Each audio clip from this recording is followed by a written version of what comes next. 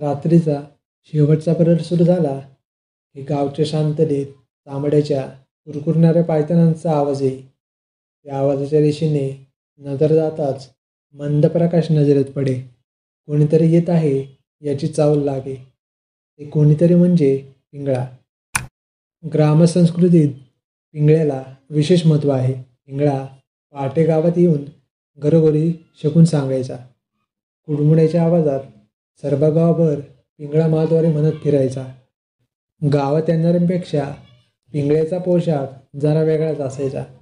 डोक्यावर फेटा, त्याभोवती देवतांच्या धातूंचा मुखवटा असलेली पट्टी, कपाळी भस्म लावून त्या मधोमध लाल भडक कुंकू, अंगातल्या बंडीवर घातलेला काळा जॅकेट, बगलेत टांगलेली झोळी, एका हातात कडमुडं तर दुसऱ्या हातात कंदील, पांढरं धोतर, पायात चामडीचे पायतान, असा वेश त्यांचे वेगळेपण दर्शवायचा.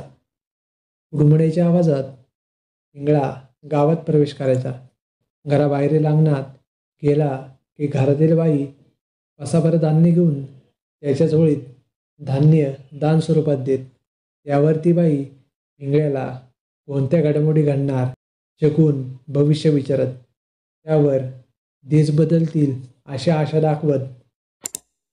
यांना पहाटे पिंगळा पक्षी जेव्हा ओरडतो तेव्हा भविष्यासंबंधी काही सुचवत असतो. पक्ष्यांची भाषा यांना समजते असे मानले जाते. पिंगळ्याच्या पाऊलखुणा महाराष्ट्रात फार पूर्वीपासून चालत आल्यात. त्यामुळेच तो गाववाड्याचा महत्त्वाचा भाग बनलाय. जसा सूर्योदयाचा काळ जवळ येई तसा पिंगळा गावातून परतीच्या मार्गाला लागे. ते पहाटेच्या अंधारात येऊन शकून सांगून दिवस उजाडायच्या आत गावातून बाहेर जात. पिंगळ्याची गीते, अभंग, त्यासोबत कुडमुड्याची साथ गावकऱ्यांची पहाट सुमधुर करत. गावचे लोक सांगतात, पिंगळा गायला लागला की ते ऐकतच राहावं असं गात. बदलत्या काळात पिंगळ्याचा आवाजही ऐकू येईनसा झालाय. भल्या पहाटे येणारा पिंगळा आता क्वचित दिसतो.